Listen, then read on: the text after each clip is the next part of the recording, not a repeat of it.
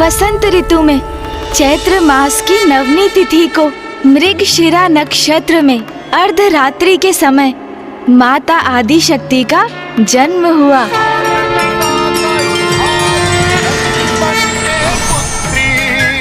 तू है माँ अधिष्ठात्री, है माँ तू है माँ अधिष्ठात्री, ओ माँ तू है माँ अधिष्ठात्री।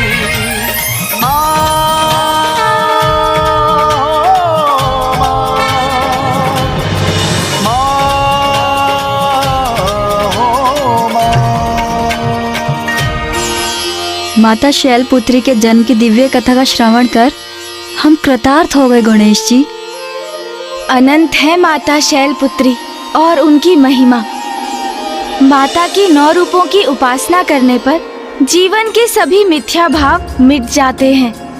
साधक मोह माया से मुक्त होकर संसार का परित्याग कर परमात्मा में समाहित होने के लिए तत्पर हो जाता है। माता शैलपुत्री को प्रसन्न करने के लिए साधक को किस प्रकार साधना करनी चाहिए? नवरात्रि के प्रथम दिवस पर साधक अपनी रीढ़ के मूल पर स्थित मूलाधार चक्र पर अपना ध्यान केंद्रित कर माता की उपासना आरंभ करते हैं। मूलाधार चक्र के अधिपति प्रथम पूज्य गणेश जी और माता शैलपुत्री की पूजा से ही हम इस चक्र को जागृत कर सकते हैं और इस प्रकार नवरात्रि के प्रथम दिवस से ही साधक की योग साधना भी आरंभ होती है। महाराज, माता सरला, अब आप भी अपने नेत्रों को बंद कर अपने मूलाधार चक्र पर अपना ध्यान केंद्रित कर माता के मंत्र का जाप कीजिए। ओम शैलपुत्री नमः, ओम शैलपुत्री नमः, देव को शैलपुत्री नमः, माँ अधिष्ठात्री।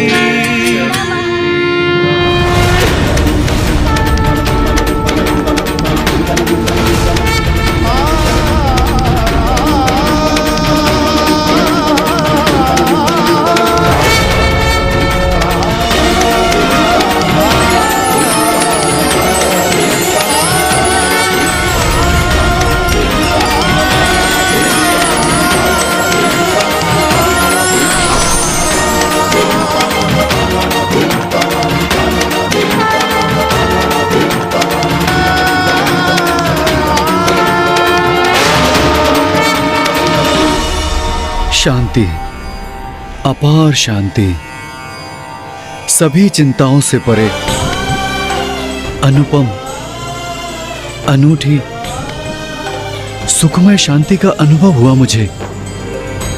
नवरात्रि के प्रथम दिवस पर माता शैलपुत्री की कृपा से आप दोनों के साथ हम सभी की भक्ति और योग की यात्रा आरंभ हो गई।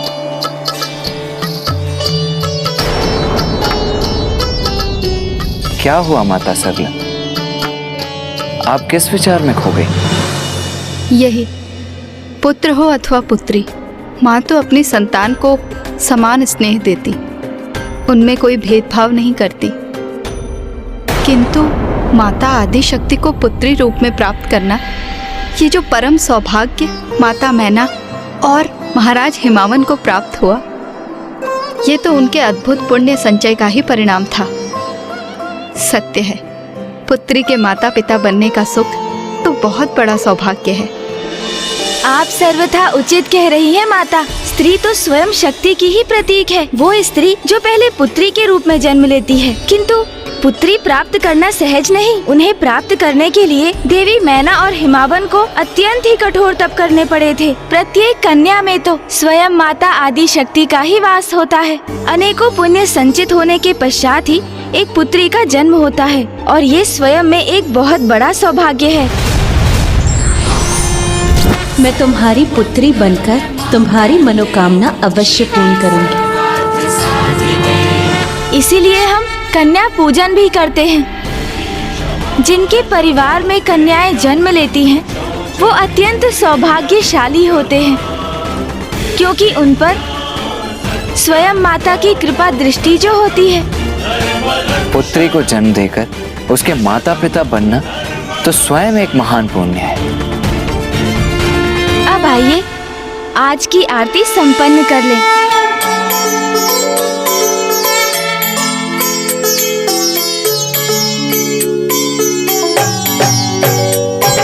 जग जननी जय जय, माँ जग जननी जय जय। भयहारिणी भवतारिणी, भयहारिणी भवतारिणी, भवभामिनी जय जय। माँ जग जननी जय जय।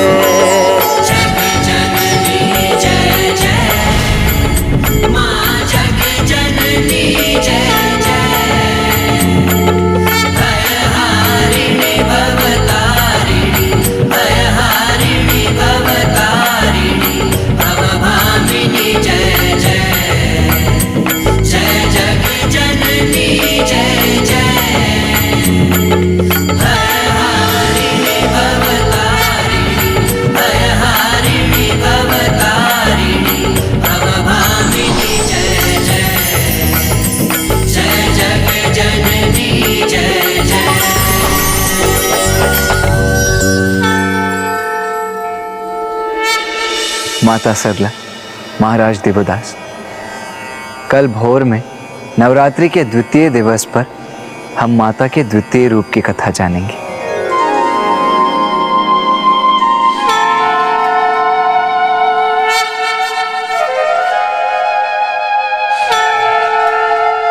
माँ वहाँ अकेली है, उनकी पीड़ा विचलित कर रही है मुझे।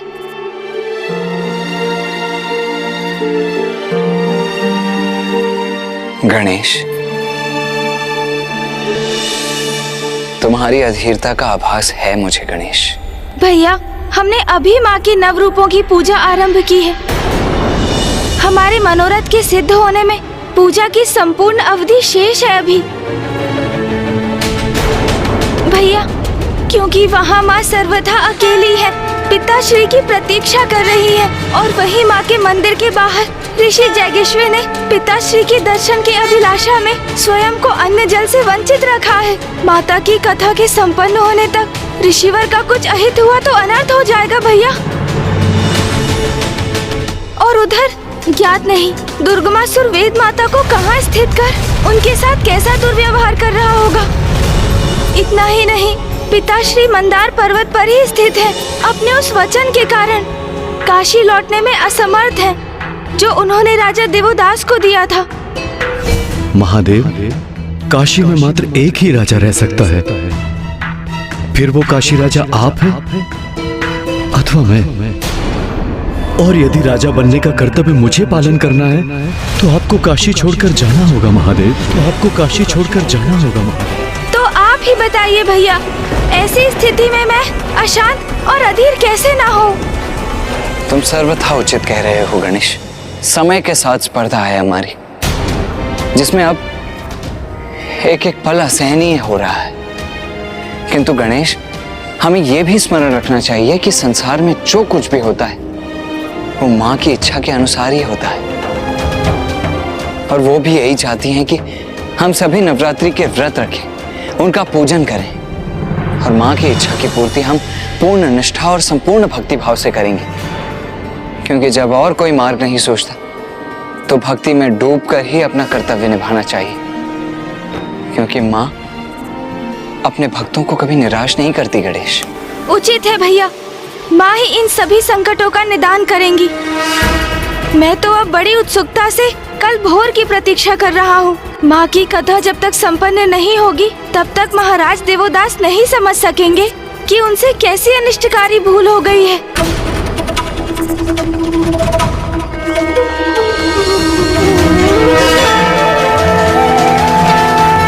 माँ, कल रात्रि में मैं बहुत व्याकुल और अधीर था, किंतु आज भोर में आपके दर्शन पाकर एक नवीन ऊर्जा प्राप्त हुई है। अब आपके द्वितीय रूप माँ ब्रह्मचारिणी की कथा करने का समय आ गया है।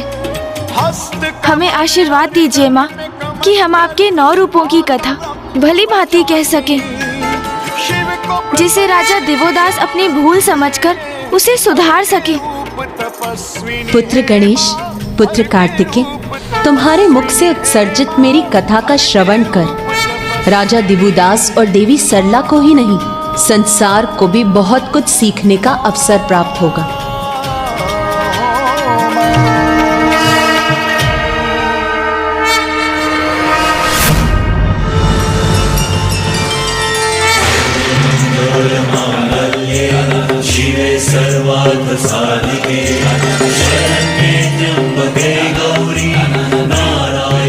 गणेश जी, कृतेश जी, नवरात्रि के द्वितीय दिवस का कन्या पूजन पूर्ण विधि विधान से संपन्न हो गया। अब हम माता के 9 स्वरूपों के अगले रूप में जाने की यात्रा का वर्णन सुनने के लिए अति उत्सुक हैं। माता सरला, आपने सर्वथा उचित शब्दों का प्रयोग किया। माता की यात्रा। किंतु माता, आपके मन में कुछ विचार है, वो कहिए ना। मैं माता की लीला का रहस्य समझने में कहाँ समर्थ हूँ, किंतु कल रात्रि में मैं माता शैलपुत्री स्वरूप की कथा का विचार कर रही थी, तो मुझे प्रतीत हुआ कि माता की यात्रा तो किसी भी स्त्री की ही यात्रा के समान है। आपने तो पुनः उचित कहा माता। माता की कथा सुनकर तो प्रत्येक स्त्री को उनकी यात्रा में अपनी ही यात्रा दिखाई देती है। ये भी माता की ही लीला है। उनकी यात्रा का प्रथम पड़ाव उनका जन्म था, जब उनके पिता के नाम पर उनका नाम निर्धारित हुआ। अब हम उनकी यात्रा के द्वितीय पड़ाव की कथा ज्ञात करेंगे। नवरात्रि के द्वितीय दिवस पर हम माता के ब्रह्मचारिणी रूप की पूजा करते हैं।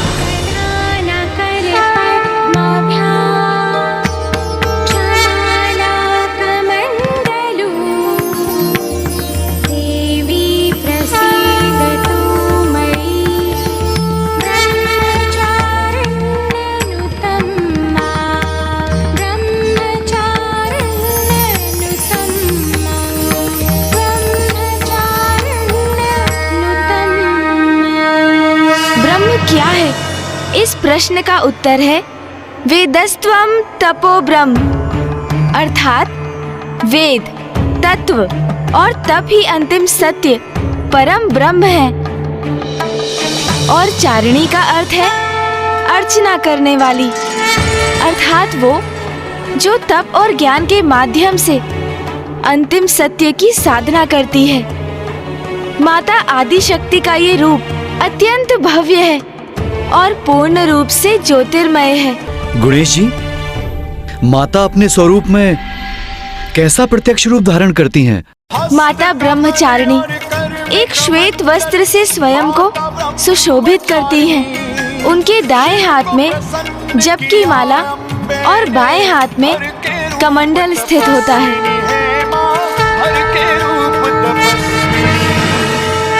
अब मैं आपको माता ब्रह्मचारिणी की कथा सुनाता हूँ। अपने माता पिता के अपार लाड़ दुलार में माता शैलपुत्री की आयु में वृद्धि होने लगी। माता मैना और राजा हिमावन अपनी लाडली पुत्री को उचित संस्कार प्रदान कर रहे थे, इसीलिए वो अत्यंत सुशील और सर्वगुण संपन्न थी, किंतु वो नटखट भी थी। राजभवन में उनकी बाल्यावस्था अत्यंत सुखमय और सुंदर थी। यद्यपि तारकासुर ने जिस प्रकार पूर्व में उनके अंत हेतु अट्टासुर को भेजा था, उसी प्रकार इस अवधि में भी वो अनेकों असुरों को निरंतर भेजता रहा, किंतु वो असुर सप्त ऋषियों द्वारा स्थापित रक्षा कवच को नहीं भेज सके और माता इन सभी आक्रमणों से पूर्णतः सुरक्षित और अनभिज्ञ थी।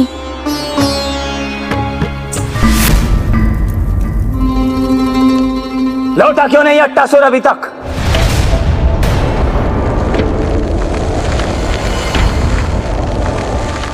महाराज, ऐसी सूचना प्राप्त हुई है कि अट्टासुर का अंत हो गया है।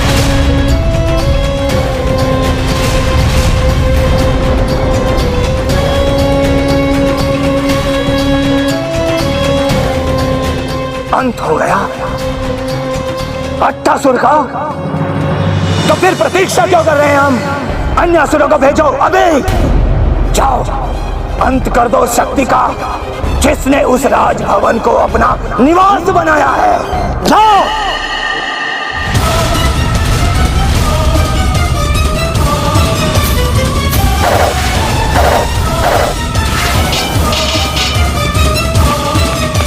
तारकासुर भयंकर से भयंकर असुरों को भेजता गया और एक एक कर उन सभी असुरों का अंत होता गया।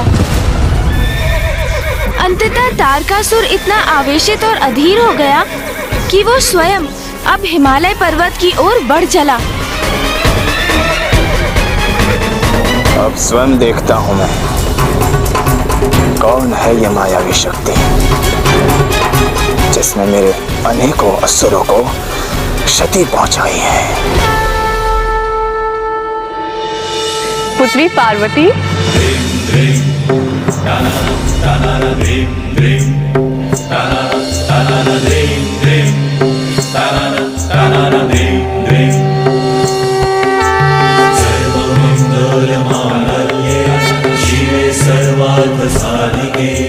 लो पकड़ो इस कंदूक को।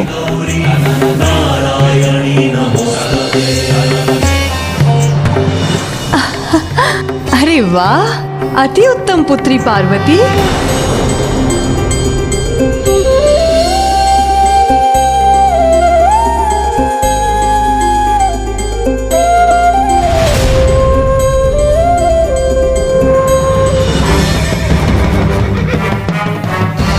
अंत होगा आज उस शक्ति का जो मेरे काल को जन्म देने हेतु जन्मी है।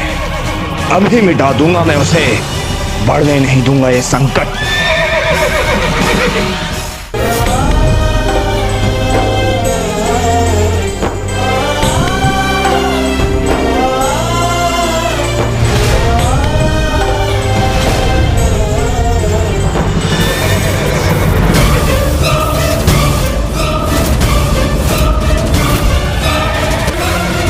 ये दुष्ट तारकासुर तो यहाँ पर भी पहुंच गए। कहीं ये राजा हिमावंत के राजभवन पहुंचकर कहीं कोई अनर्थ न कर दे। निश्चिंत रहिए देवराजेंद्र, अब वहां कोई और अनर्थ नहीं होगा।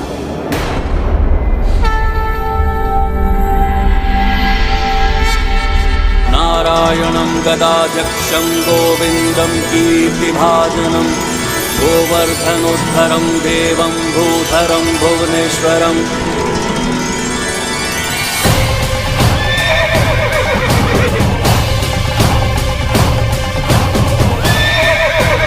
कहाँ गया ये राजभवन? मुझे दिखाई क्यों नहीं दे रहा?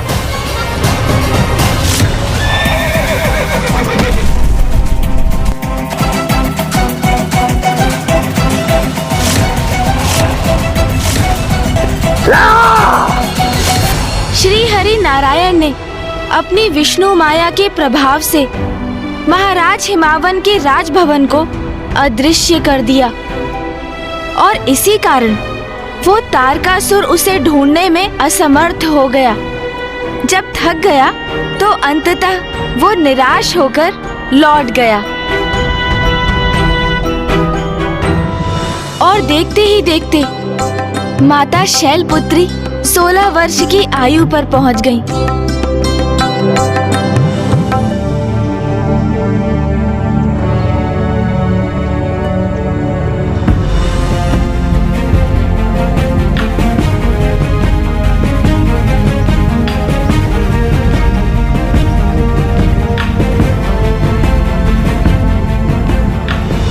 अब आएगा क्रीड़ा का आनंद मुझे। पार्वती को मैं हिम कंदूक से सताऊंगी, देखना। पार्वती, पार्वती कहाँ हो तुम? पार्वती, पार्वती, पार्वती कहाँ हो? सखी जया और विजया कितने भी प्रयास कर लो, इस क्रीड़ा में मुझे नहीं परास्त कर सकोगी। पार्वती, कहाँ हो तुम? पार्वती,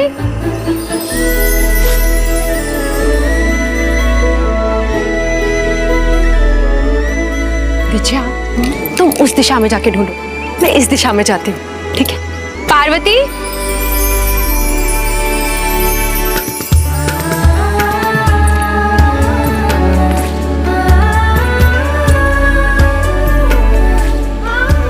पार्वती, कहाँ हो तुम पार्वती? पार्वती, पार्वती, पार्वती, पार्वती, कहाँ चली गई? पार्वती, विजया, पार्वती मिली? नहीं, तुम्हें मिली? पार्वती, पार्वती,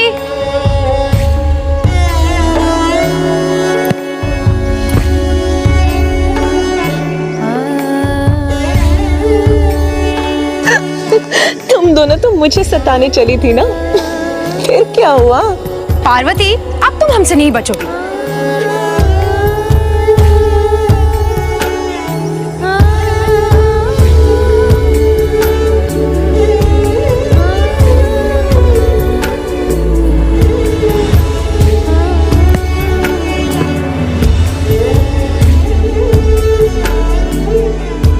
पार्वती कहाँ है? पार्वती, पार्वती, पार्वती, पार्वती,